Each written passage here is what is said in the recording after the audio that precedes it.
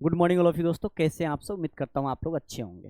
दोस्तों आज का टॉपिक कैलकुलस का मेरा पहला टॉपिक है जिसका नाम है डिफरेंशिएशन। इससे पहले आपको कॉन्टिन्यूटी और डिफरेंशिएबिलिटी जो चैप्टर है आपका, यानी कि 5th चैप्टर है 12th क्लास में, ठीक है। और ये 5th चैप्टर डिफरेंशिएबिलिटी और कंटिन्यूटी का जो चैप्टर है, तो मैंने सोचा कंटिन्यूटी को मैं थोड़ी देर के लिए ब्रेक कर देता हूँ और सीधा सीधा डिफरेंशिएशन से मैं आपका स्टार्ट कर देता हूँ, ठीक है। आप इसको डेमो के रूप में लेना चाहते हैं, डेमो के रूप में ले लीजिएगा। आप हमारे पढ़ाने के तरीके, रणनीति सब के बारे में आप ज़रूर जान लीजिएगा। दोस्तों मैं 17 ईयर से क्लासेस ले रहा हूँ, 17 साल हमारे टीचिंग एक्सपीरियंस है। दोस्तों मैं एक बात मैं ज़रूर कहना चाहता हूँ, जितना मैं बताऊँगा बस आपको उतना कर लेना है, कैलकुलस आपके मुट्ठी में हो जाएगा। जो बच्चे पेड कोर्स में आना चाहते हो पेड कोर्स में जाइए, हमारे ऐप को डाउनलोड कीजिए प्ले स्टोर से, दिव्या ऑनलाइन क्लासेज टाइप कीजिएगा। वहाँ पे हमारा जो यूट्यूब का लोगो है वही लोगो ऐप पर भी देखने को मिल जाएगा प्ले स्टोर पर। वहाँ से आप डाउनलोड कीजिए। सिर्फ कैलकुलस का स्पेशल बैच मैंने लॉन्च किया है, लॉन्च किया है 3 महीने के अंदर। 3 महीने के अंदर यानी कि लास्ट वीक ऑफ जून में आपका कैलकुलस हम कंप्लीट कर देंगे। तो टेंशन नहीं लेना, बिल्कुल ही आपका कैलकुलस बहुत ही जल्दी कंप्लीट हो जाएगा एप्लीकेशन के माध्यम से। और यूट्यूब पे तो कंटिन्यूसली क्लास आपकी चलती रहेगी। तो चलिए फटाफट से सेशन को लाइक कर दीजिएगा और अपने फ्रेंड सर्कल में भी शेयर कर दीजिए। आज का टॉपिक हम लेते हैं कैलकुलस का पहला टॉपिक जिसका नाम है डिफरेंशिएशन। तो स्टार्ट करते हैं, देरी क्यों किस बात की।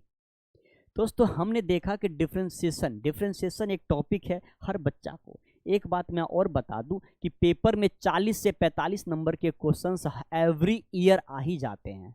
पेपर में एवरी ईयर 40 से 45 मार्क्स के क्वेश्चंस आ जाते हैं मेरे भाई, ठीक है। तो ये सबसे बड़ा वेटेज होता है और आगे चल करके भी कैलकुलस का बहुत बड़ा रोल होता है।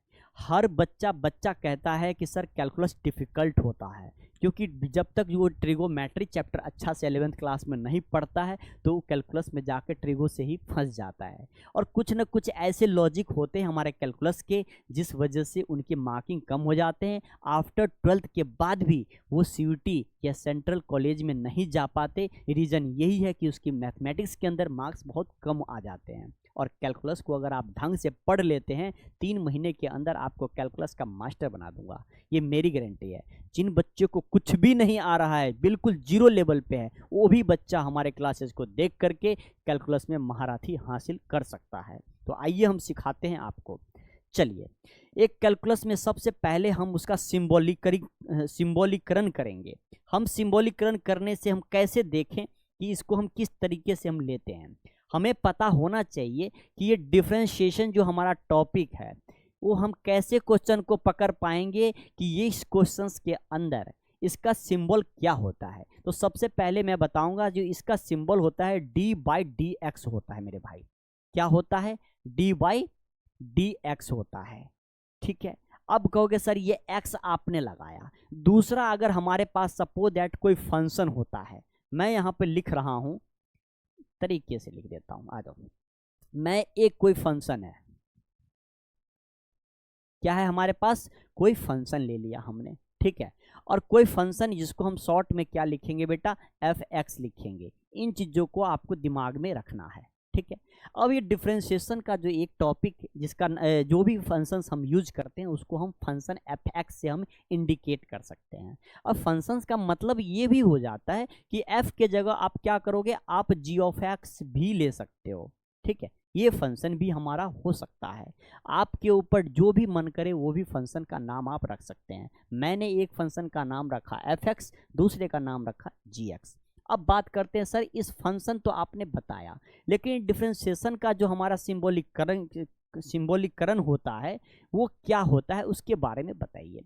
सबसे पहले बोलूँगा कि d/dx अगर लगा हुआ है, ये जो d का मतलब डिफरेंशिएशन होता है, क्लियर है।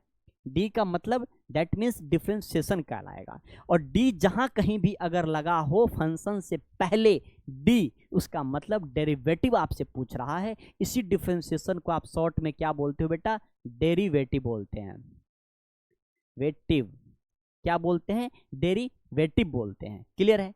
अब हम डिफरेंशिएशन को डेरिवेटिव बोलते हैं, लेकिन d/dx हमारा एक सिंबल होता है और दूसरा हमारा क्या होता है, जरा ध्यान से देखिएगा। और दूसरा हमारा कुछ स्पेस में ले रहा हूं, वो भी मैं बताऊंगा किस लिए ले रहा हूं, ठीक है। और यहाँ पे मैंने कोई फंक्शन है, उस फंक्शन का, यहाँ पे मैं देख रहा हूँ कोई फंक्शन है, उस फंक्शन का डैश लगा देता हूँ और एक्स लगा देता हूँ।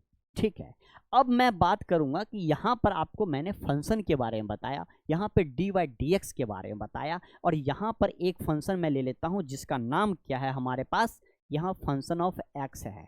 इसका नाम क्या है, फंक्शन ऑफ एक्स है। और एक बात और क्लियर करना चाहता हूँ मैं आप लोगों को कि यहाँ पर देखिए, ये जो मैंने आपको दिखा है ना, ये जो मैंने आपको लिखा है यहाँ पे D by d x function यानी कि एफ एक्स, और अगला मैंने लिखा है फंक्शन डैश एक्स, यानी फंक्शन एफ के ऊपर डैश लगाना। ये दो सिंबल को आपको क्या करना है, दिमाग में रखना है। तो इसको हम क्या बोलते हैं बेटा, इसको हम बोलेंगे सिंबॉलिकली। क्या बोलेंगे, सिंबॉलिकली, है ना, सिंबल, सिंबल लिख दो सीधा, ठीक है ना। ये जो हमारे पास है बेटा, ये क्या है, एक सिंबल होता है किसका, डिफरेंशिएशन का। क्लियर है, बारीकी से समझाऊंगा, एक एक चीज समझ में आएगा, यानी कि जिस बच्चे को कुछ भी नहीं आ रहा है वो भी कैलकुलस के अंदर महारथी हासिल कर लेगा। बस आप क्लास को ढंग से एक बार देखते रहिएगा, ठीक है। अब मैं यहाँ देखता हूँ d y d x function f x. हमें ये चीज पता होना चाहिए कि एफ एक्स क्या है, सर ये एक फंक्शन है, जी एक्स क्या है, एक फंक्शन है। कोई भी आर एक्स दे दे वो फंक्शन है, आप अपना नाम रख दो, दैट इज द फंक्शन। लेकिन सर उस फंक्शन का ही तो हम डेरिवेटिव निकाल रहे होते हैं, और निकालने का तरीका क्या होता है सर, ये भी तो आप बताओ। तो हर चीजें बताएंगे, बस आप बने रहिएगा क्लास में।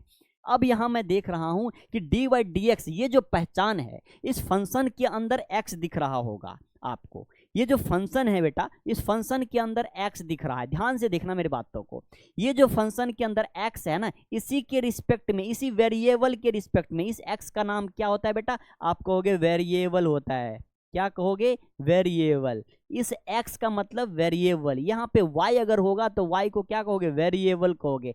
z होगा तो z को आप वेरिएबल कहोगे, लेकिन वो वेरिएबल कहाँ होगा, वो वेरिएबल हमारे फंक्शन के अंदर होगा। क्लियर है इतना।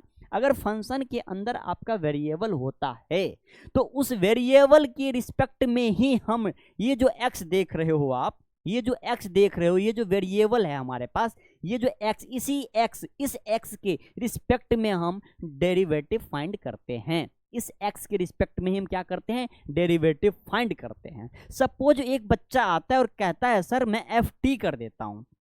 अगर मैं एक फंक्शन ले लूं, एक बच्चा आता है और कहता है सर एफ टी कर देता हूं, तो क्या इसका डेरिवेटिव क्या होगा, तो मैं कहूंगा बेटा डी वाई डी एक्स सबसे पहले लगा लेना उस फंक्शन का जो फंक्शन आपके पास गिवन है।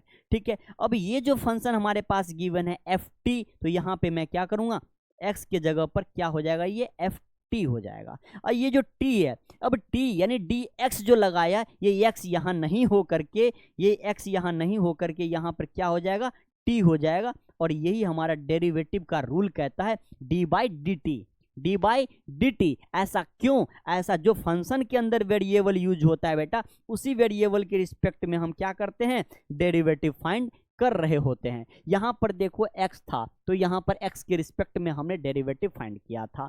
यहाँ पर देखो t है, तो t के रिस्पेक्ट में। कोई बच्चा आता है, कोई फंक्शन कहता है कि सर एफ एस के जगह पर s दे दिया जाए, तो डी वाई डी एक्स जब लगाओगे तो x के जगह पे हमारा क्या हो जाएगा, s हो जाएगा। इसका मतलब ये जो हमारे पास है ये दोनों सेम होना चाहिए। अगर किसी फंक्शन के अंदर वेरिएबल में t है तो t के रिस्पेक्ट में डेरिवेटिव, फंक्शन में हमारा s है तो s के रिस्पेक्ट में डेरिवेटिव, फंक्शन के अंदर r है तो r के रिस्पेक्ट में डेरिवेटिव। हम इसलिए फाइंड करते हैं। बेटा टाइम जरूर लूंगा, पर एक एक चीज कंसेप्ट में क्लियर करूंगा, तो टेंशन बिल्कुल लेना। दूसरी बात, सर ये तो हम समझ गए। दूसरी बात, कोई भी फंक्शन अगर है, सपोज दैट मैं आपको लिख देता हूं कि एफ एक्स हमारे पास ये रहा, कोई एक फंक्शन है, और इस फंक्शन को मैं अपने आप क्या कर लूंगा, वाई लेट कर लूंगा, और यहां पर मैं लिख दूंगा लेट। ये क्वेश्चंस के अंदर गिवन नहीं होगा, सिर्फ और सिर्फ फंक्शन ही आपको क्वेश्चंस के अंदर देखने को मिलेगा। अभी मैं आगे क्वेश्चंस करूंगा तो आपको और क्लियर हो जाएगा, टेंशन नहीं लेना है, पूरा पूरा समझा के जाऊंगा आज की क्लास में मैं।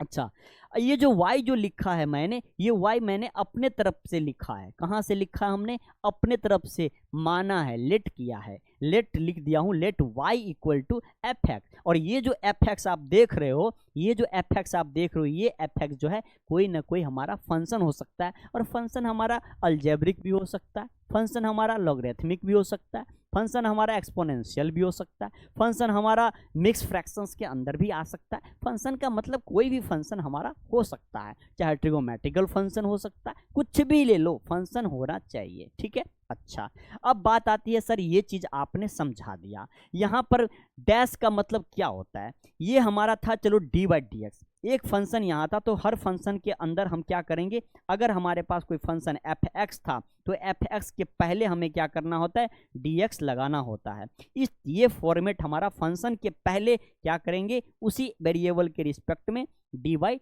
डी एक्स लगाना ही हमारा डेरिवेटिव फॉर्मेट कहलाता है। क्लियर है, तो ये भी आप समझ गए। दूसरी बात मैं ये भी समझा दूं, जब आपको यहाँ देखना है ये जो एफ डेरिवेटिव एक्स लिखा हुआ है इसका मतलब क्या होता है, ये जो डैश ऊपर है हम डी वाई डी एक्स ना लिख करके हम शॉर्ट में एफ डैश एक्स लिख सकते हैं, इसी को हम डेरिवेटिव कहेंगे। और इसका नाम पता है, अगर एफ पर एक बार अगर डैश लगा दिया जाए तो वो हमारा क्या कहलाता है, वो हमारा सिंगल डेरिवेटिव कहलाता है, सिंगल डेरिवेटिव। ठीक है मेरे भाई, अगर एफ डैश पे डबल एक्स लगा दिया तो ये आपको क्या कहलाएगा, डबल डेरिवेटिव कहलाएगा। क्लियर है, अगर एफ के ऊपर ट्रिपल डैश लगा दे फंक्शन में तब आपको क्या कहलाएगा, तब आपको ट्रिपल डेरिवेटिव कहलाएगा। क्या क्लियर हो रहा है, सबको समझ में आ गया होगा। अगर फंक्शन के ऊपर सिंगल डैश तो सिंगल डेरिवेटिव, फंक्शन के ऊपर डबल डैश तो डबल डेरिवेटिव, फंक्शन के ऊपर ट्रिपल डैश तो ट्रिपल डेरिवेटिव, हम इसको कह सकते हैं। जितनी बार डैश उतनी बार डेरिवेटिव फाइंड होगा, इसका मतलब ये है। क्लियर है, एक डैश का मतलब एक ही बार डेरिवेटिव करेंगे उस फंक्शन का, दो डैश का मतलब दो बार डेरिवेटिव करेंगे उस फंक्शन का, तीन डैश का मतलब तीन बार डेरिवेटिव करेंगे हम उस फंक्शन का। सबको क्लियर हो रहा होगा, है ना। तो चलिए, बहुत मज़ेदार सेशन है, सबको शेयर कर देना और लाइक जरूर कर लेना मेरे भाई। फर्स्ट टाइम अगर इस वीडियो को देख रहे हो तो चैनल को सब्सक्राइब करके जरूर रख लेना, बहुत इंपॉर्टेंट बात सब मैं बताने वाला हूँ आगे, ठीक है। चलिए, अब बात आती है कि सर इतना तो आपने समझा दिया, ये तो वेरिएबल हो गए, ये सिंबल भी आपने समझाया, ये फंक्शन भी आपने समझाया, एफ एक्स के ऊपर से मैं जो है जी एक्स भी आप कर सकते हो, ये भी हमने आपको समझाया। अब सर इस डेरिवेटिव के अंदर सर कुछ आगे भी बातें दी गई है, उस बातों को मैं थोड़ा सा फॉलो कर लेता हूँ, है ना। मैंने कहा था डेरिवेटिव के ना एक रूल्स तो हमारा अभी मैंने ये बताया था, एक रूल बेटा ये बताया कि इस तरीके से डी वाई डी एक्स करके हम क्वेश्चंस को फाइंड कर सकते हैं। डिफरेंशिएशन निकालने का एक ये तरीका है, दो तरीका होता है डिफरेंशिएशन निकालने का। एक डिफरेंशिएबिलिटी रूल कहता है कि हमें x प्लस एच के फॉर्म में, यानी कि x प्लस एच का भी हमारा दूसरा रूल होता है डेरिवेटिव फाइंड करने का, वो भी पेपर में एक क्वेश्चन, एक से दो क्वेश्चन बन जाते हैं, ठीक है। वो भी मैं सिखाऊंगा, लेकिन पहले मैं ये करवा लेता हूँ, फिर मैं वो क्वेश्चन को एक क्लास में आप सीख जाओगे, वो कोई डिफिकल्ट नहीं है। दूसरा रूल, दूसरा मेथड हमारा क्या कहता है, ये है, ये देखो, ये है। यहाँ पर आप देख रहे हो d y by d x जो दे रखा है, एफ डैश एक्स दे रखा है, यानी कि दोनों हमारा क्या है, डेरिवेटिव है, इसीलिए दे रखा है। और ये लिमिट के फॉर्म में, यानी कि वो बच्चा जिनको 11th क्लास में लिमिट अच्छे ढंग से अगर पढ़ चुका है, लेफ्ट हैंड लिमिट कैसे निकालते हैं, राइट हैंड लिमिट कैसे निकालते हैं, जिन स्टूडेंट को ये चीज़ें क्लियर हो गया होगा, उन बच्चे के लिए ये बहुत ही आसान हो जाएगा। अगर नहीं भी अच्छा से पढ़ा है तो हम जिस दिन पढ़ाएंगे ये मेथड, उस दिन हम आपको गारंटी लेते हैं हर बच्चे को समझ में आएगा, नो डाउट, ठीक, जिसको नहीं भी पढ़ा है, ठीक है। तो ये हमारा एक लिमिट के रूप में डेरिवेटिव है, इसी को भी हम फंक्शन डेरिवेशन के अंदर ही लाते हैं, ठीक है। चलिए आगे हम बात कर लेते हैं, कुछ बेसिक रूल्स है हमारे finding the derivative of this function. अब उस फंक्शंस के बारे में डेरिवेटिव रूल्स दिया गया है, उसके बारे में हम क्लियर कर लेते हैं। हमारे पास 5 रूल्स दिए गए हैं, टोटल कितने रूल्स हैं, तो आप कहोगे सर 5 रूल्स हैं। वो 5 रूल्स कौन कौन से होते हैं, आइए हम बताते हैं। पहला रूल्स हमारा क्या कहता है, पहला रूल्स हमारा रूल नंबर 1, रूल नंबर 1 हमारा क्या कहता है, रूल नंबर 1 में है कि हमारे पास अगर डी वाई डी एक्स जो भी हम निकाल रहे होते हैं पहला नंबर, तो हमारा कोई ना कोई फंक्शन का एक कांस्टेंट रहता है, कोई ना कोई फंक्शन का क्या रहता है बेटा, कांस्टेंट रहता है, ठीक है, ठीक है। पहला पहला क्या होता है, कांस्टेंट रहता है। अब जैसे मैं आपसे बात करूं कि अगर हमारे पास सपोज दैट एग्जांपल के लिए मैंने आपको लिखा कि सी, एग्जांपल के लिए मैं यहां पर लिख लेता हूं क्या, C is the constant, C is a constant. ठीक है, आपसे मैं पूछ रहा हूं कि सी एक कांस्टेंट है और इस सी का हमें डेरिवेटिव चाहिए, डी बाई डी एक्स कर देना है। ठीक है, तो सी का डेरिवेटिव हमें फाइंड किया जाता है कि सी का जो सर डेरिवेटिव होता है वो डेरिवेटिव क्या होता है, जीरो होता है। और सी का मतलब क्या होता है, तो आप कहोगे सी का मतलब जो होता है वो हमारा कांस्टेंट होता है। क्या होता है, कांस्टेंट होता है। और जब कभी भी डेरिवेटिव हम करेंगे, डिफरेंशिएशन करते हैं बेटा, तो याद रखिएगा डिफरेंशिएशन करते समय हम डेरिवेटिव कांस्टेंट को जब भी हम डेरिवेटिव करेंगे तो ऑलवेज वो जिंदगी भर के लिए वो क्या होता है, जीरो होता है। क्या होता है, जीरो होता है। तो इसीलिए कांस्टेंट हमारा क्या हो सकता है, कांस्टेंट हमारा कोई कैरेक्टर एबीसी हो सकता है, कोई वेरिएबल भी हो सकता है सर। हैं, दो चीजें मैं बताऊंगा, ध्यान से सुनना। जिस वेरिएबल का यूज किया जाएगा उसी वेरिएबल में अगर आप डेरिवेटिव फाइंड कर रहे हो तो उसका रिजल्टेंट ऑलवेज विल बी 1 होता है। दोनों चीज बताऊंगा, जरा ध्यान से समझना मेरे बातों को। एक कह रहा है कि डी बाई डी एक्स, अगर ये था हमारे पास इतना कि कांस्टेंट का डेरिवेटिव सर ऑलवेज क्या होता है, जीरो होता है। मैं यहां पर भी लिख दे रहा हूं ऑलवेज, ऑलवेज क्या होता है, जीरो होता है। लेकिन उसी के साथ कांस्टेंट के साथ साथ मैंने दूसरी भी बात बताई है कि अगर कोई फंक्शन हमारे पास, सपोज दैट फंक्शन हमारे पास क्या है, कोई फंक्शन हमारे पास दे रखा है क्या, एक्स दे रखा है। कोई फंक्शन हमारे पास क्या दे रखा है बेटा, एक्स दे रखा है। और इस एक्स फंक्शन में अगर हम y इक्वल टू एक्स करते हैं तो डी वाई डी एक्स करेंगे, और ये जो y है y इक्वल टू हमारा क्या हो जाएगा, डी बाई डी एक्स। और इधर जो x है फंक्शन x को यहाँ लेते हैं। ठीक है, यानी कि x का फंक्शन x के रिस्पेक्ट में हमारा क्या देता है, तो आप कहोगे सर ये 1 देता है। क्या देता है, 1 देता है। ध्यान से समझना इस बात को। यहां पर जो मैंने आपको बताया ये बहुत रामबान चीजें बताया हूं। ठीक है, यानी कि y मैंने लेट कर लिया, x का डिफरेंशिएशन x के ही रिस्पेक्ट में 1 देता है। ये दिमाग में आपको रखना है, x का डिफरेंशिएशन x के रिस्पेक्ट में क्या देगा, तो आप कहोगे सर 1 देगा। ठीक है, तो हमारे पास क्या आ गया, 1 आ गया।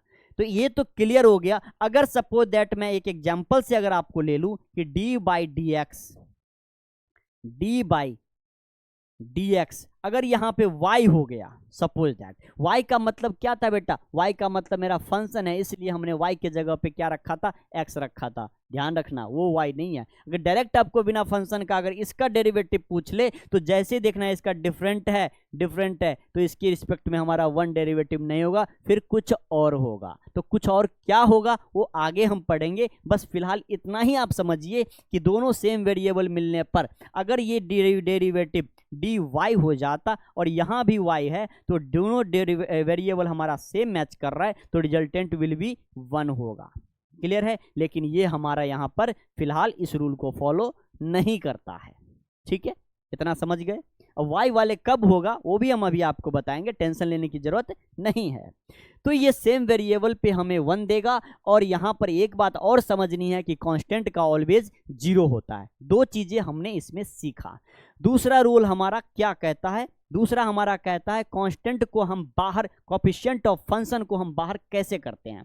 ठीक है, कोएफिशिएंट ऑफ फंक्शन को हम बाहर कैसे करते हैं ना। रूल नंबर हमारा क्या है, 2 है। रूल नंबर 2 हमारा क्या कहता है कि सपोज दैट अगर y मैं लेट कर लेता हूं, मान लो लेट y इक्वल टू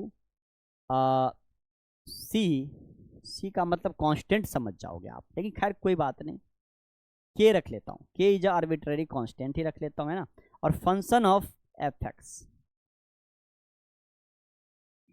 ये कोई हमारा फंक्शन है।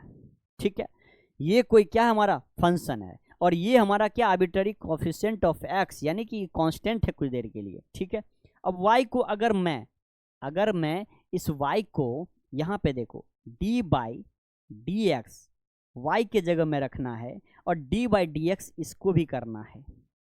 ठीक है, और इस k को यानी कि k है इनटू यानी फंक्शन ऑफ क्या हो जाएगा fx। ठीक है, इस तरीके से लिखना है, जैसे मैं लिख रहा हूं आपको भी ऐसे ही लिखना होगा। ठीक है, अब बहुत ही स्ट्रॉन्ग के साथ इसको समझना, आपको बहुत मजा आएगा कैलकुलस में।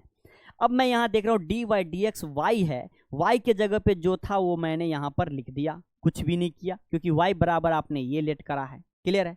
अब यहाँ पे डेरिवेटिव में हमारा क्या कहता है कि dy बाई dx जब आप निकालोगे, जब आप इसका क्या dy बाई dx आप निकालोगे, तब आपको ये जो आर्बिट्ररी कांस्टेंट जो बता रहा है मेरे भाई, ध्यान रखना, ये जो आर्बिट्ररी कांस्टेंट है, ये कांस्टेंट यानी कोफिशिएंट ऑफ फंक्शन का कोफिशिएंट का सॉरी इस जो फंक्शन fx है, इस fx के कोफिशिएंट को हम क्या करेंगे, बाहर कर देंगे। कहेंगे बेटा तुम अपने दायरे से बाहर हो जाओ, तुम्हारी यहां जरूरत है ही नहीं।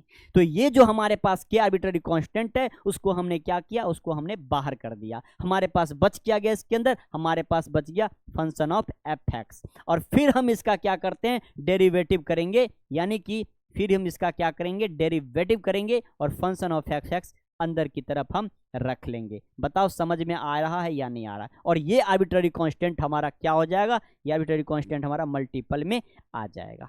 बोलो हाँ या ना। तो ये dy बाई dx जब कभी भी आर्बिट्ररी कांस्टेंट के मल्टीपल में अगर दिख जाता है तो कांस्टेंट को हम क्या करते हैं, बाहर फेंकते हैं, यानी कोफिशिएंट ऑफ फंक्शन आप इसे कह सकते हो। इसका नाम अगर यहां देखा जाए तो coefficient of k is a coefficient of fx, k is a coefficient of fx आप कह सकते हो, k is a coefficient of fx। But ये क्या है, इसका नाम है k is arbitrary constant, c is arbitrary constant. उस जगह पर कोई न्यूमेरिकल वैल्यू दे सकता है, उस जगह पे k के जगह पे कोई abc रह सकता है, k के जगह पे कोई xyz रह सकता है, कुछ भी हो उस समय के लिए वो कांस्टेंट कहलाएगा, उस समय के लिए फंक्शन का कोफिशिएंट कहलाएगा। तो उस कोफिशिएंट को हम क्या करेंगे, अपने डेरिवेटिव सिंबल से कहेंगे बाहर आ जा, तेरा कोई जरूरत यहां पर नहीं है। ठीक है, तो ये हमारे पास ये बाहर आ गया और ये फंक्शन हमारा, इसका डेरिवेटिव हमारा हो जाएगा। बस ये रूल आपको, रूल नंबर सेकंड था, इसको आपको ढंग से जान लेना है। ये रूल आपका क्या था, सेकंड नंबर था, इस रूल को आपको ढंग से जान लेना है। तो रूल नंबर सेकंड, कोफिशिएंट को हमने बाहर फेंक करके डेरिवेटिव करना है, ये चीजें मैंने आपको सिखाया। रूल नंबर हमारे पास 3 है। इतना ही था क्या, एक मिनट। अब रूल नंबर 3 में करके दिखा देता हूं आप सभी को। यहाँ पे एक क्वेश्चन सब आ गया है, कोई बात नहीं, पीछे देखते हैं। रूल नंबर 3 देखिएगा, रूल नंबर 3 हमारा क्या कहता है।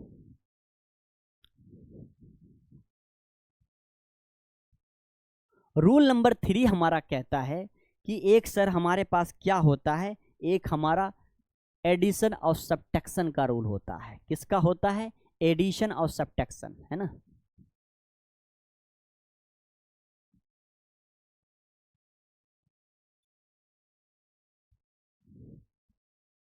रूल नंबर एडिशन और सब्ट्रैक्शन के बेस पर आधारित है।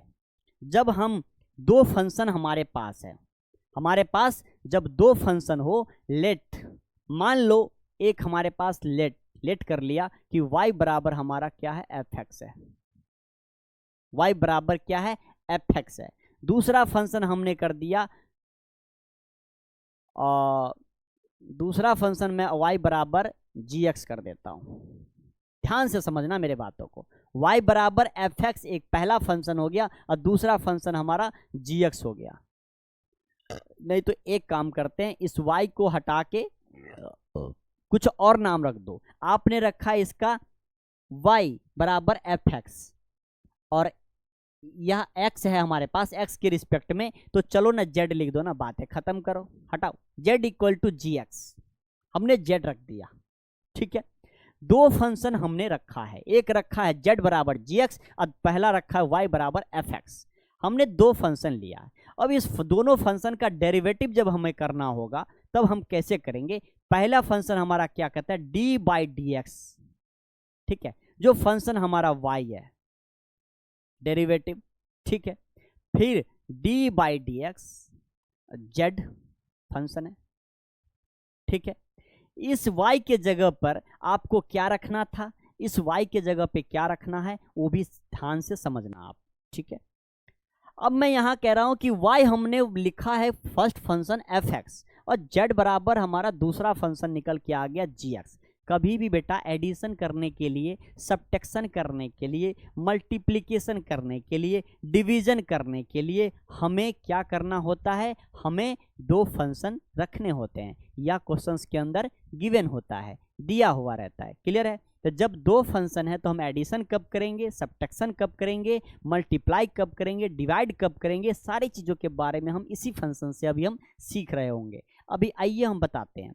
यहाँ पे डी बाई डी एक्स बराबर, ये वाई हमने ले लिया फर्स्ट फंक्शन, जेड हमने ले लिया सेकंड फंक्शन, दोनों का यानी कि डी बाई डी एक्स करना है, डेरिवेटिव करना है, क्योंकि हमने एक्स के रिस्पेक्ट में फंक्शन के अंदर एक्स गिवन था, जी एक्स के अंदर एक्स गिवन था, तो हमने एक्स के रिस्पेक्ट में दोनों को क्या किया, हमने डेरिवेटिव में ले लिया है। क्या किया है, हमने डेरिवेटिव में ले लिया है। अब बात करते हैं कि y बराबर हमारा यहाँ पे डी बाई डी एक्स क्या दिख जाएगा, डी बाई डी एक्स हमारे पास एफ एक्स है, y बराबर तो एफ एक्स लिखेंगे, ठीक है। और प्लस का मैं सोच रहा हूँ इसी में एडिशन और सब्ट्रैक्शन दोनों काम चला देता हूँ, है ना, एडिशन भी और सब्ट्रैक्शन भी। जिनको ऐड करोगे तो वही सेम प्रोसेस, सब्ट्रैक्ट करोगे तो सेम प्रोसेस होगी दोनों के अंदर, ठीक है।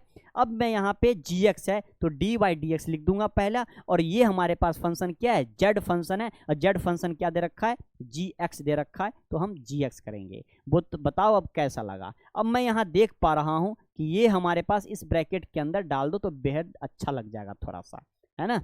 आइए अब ये इस फंक्शन को ध्यान में आपको लेकर के चलना है, ठीक है। ये रूल नंबर हमारा 3 था, ये रूल नंबर बेटा हमारा क्या था, ये 3 था। ये रूल नंबर हमारा क्या है, ये 3 है। इस 3 रूल को आप ध्यान से रखिएगा, ये एडिशन और सब्ट्रैक्शन के केस में यूज होता है। दोनों फंक्शन का हम क्या करेंगे, फंक्शन ऑफ एफ एक्स का डेरिवेटिव और फंक्शन ऑफ जी एक्स का डेरिवेटिव। जो फंक्शन के अंदर वेरिएबल है उसके रिस्पेक्ट में एक्स लगाना है, प्लस हो तो प्लस में लिखेंगे, माइनस हो तो माइनस में लिखेंगे, दोनों में हो तो दोनों में लिख देंगे, कोई फर्क नहीं पड़ता। क्लियर है? चलिए ये भी रूल आप जान गए, ये एडिशन ऑफ सब्ट्रैक्शन का रूल था हमारा। अब इसके आगे क्या कहता है उसको देखते हैं। अब हमारे रूल नंबर हमारे पास कितना है बेटा, 4 है। रूल नंबर हमारे पास कितना है, 4 है। अब ये 4 रूल नंबर में क्या कहता है, इस चीजों को ध्यान से समझना है। रूल नंबर हमारा अब आ रहा है 4। अब इस रूल नंबर 4 का नाम क्या है, product rule.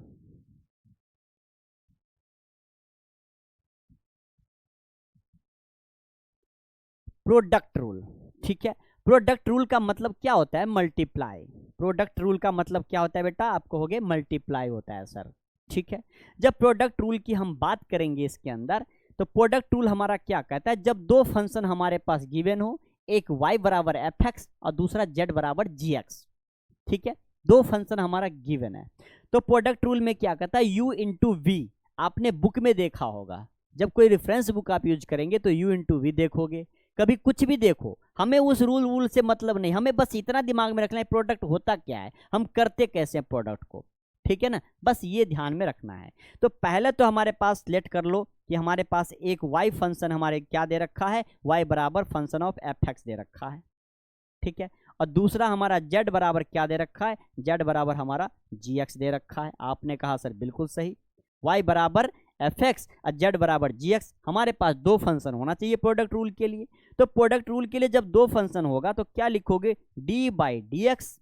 D by d x हमने लगाया, क्या लगाया, डी बाई डी एक्स लगाया। किस फंक्शन में लगाएंगे, तो हम एक बार y हमारे पास और दूसरा एक बार हमारा y है और दूसरे बार हमारा z है, यानी प्रोडक्ट है। दोनों फंक्शन को हमने क्या करना है, मल्टीप्लाई कर देना है। दोनों फंक्शन का डॉट लगा दिया यानी वाई जेड लगा दिया। इसका मतलब है कि हमारे पास जो D by d x function देगा, यहाँ पर इसको दूसरे में ले लेता हूँ। अब ये हमारे पता चल गया क्लियर कि डी बाई डी एक्स जो है बेटा वो वाई फंक्शन क्या, एफ एक्स है। वाई क्या है, आप कहोगे सर एफ एक्स है, ठीक है, ठीक है। अब फिर जेड क्या है, तो कहोगे जी एक्स है। जेड क्या है हमारा, u इंटू वी का है। अब डेरिवेटिव ऑफ क्या हो जाएगा हमारा, डेरिवेटिव लगाओ ना, डी बाई डी एक्स और फिर हमारा क्या हो जाएगा, जी ऑफ एक्स। बोलो समझ आ रहा है इतना। देखो y into z, y function z function है, वाई फंक्शन हमारा एफ एक्स दे रहा है, जेड फंक्शन हमारा जी एक्स दे रहा है, दोनों का प्रोडक्ट करना है यानी मल्टीप्लाई करना है। y इंटू जेड, वाई के जगह हमने y फंक्शन रखा, जेड के जगह मैंने जेड फंक्शन रखा, दोनों का प्रोडक्ट हम इस तरीके से करेंगे। अब करना क्या है सर, अब ये u इंटू भी हमारा क्या कहता है, मल्टीप्लाई नहीं, यहाँ पर प्लस का साइन देना है। यहाँ पर क्या कहता है, u इंटू भी हमारा रूल क्या कहता है बेटा, u इंटू बी, एक मिनट मैंने कुछ गलत कर दिया बेटा, एक मिनट, देखो थोड़ा सा मैं मिस्टेक हो गया यहाँ देखिए, u इंटू बी क्या कर रहा है, u as it is v का डेरिवेटिव है ना, उल्टा कर दिया, हम एडिशन सब्ट्रैक्शन दिमाग में चला गया मेरा, कोई बात नहीं, आइए यहाँ पर दिखाते हैं। y इंटू जेड जो है हमारे पास, y into Z, y into Z का मतलब प्रोडक्ट रूल, प्रोडक्ट रूल हमारा क्या कहता है, पहले वाले फंक्शन को एज इट इज रखना है, सेकंड वाले फंक्शन को डेरिवेटिव निकालना है, ठीक है।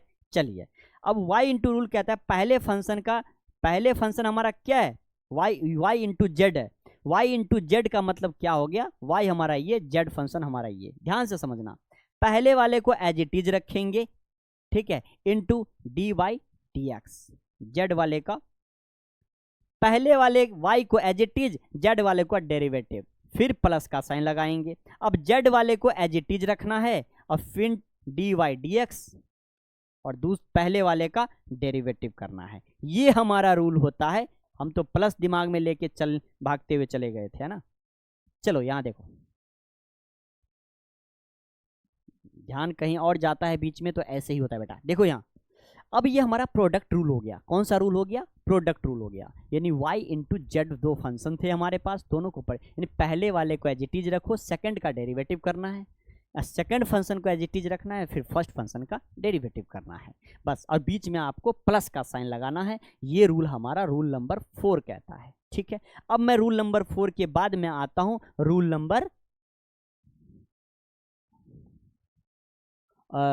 नंबर हमारे पास हो जाएगा आपको 5, ये रूल नंबर हमारा पास आ जाएगा, कौन सा, 5 आ जाएगा, यानी प्रोडक्ट बता दिया। अब मैं डिवीजन रूल कह सकते हो, चाहे आप क्वेश्चन रूल भी कह सकते हो, डिवीजन रूल कह सकते हो या आप इसे क्वेश्चन रूल भी कह सकते हो, ठीक है, क्वेश्चन या डिवीजन।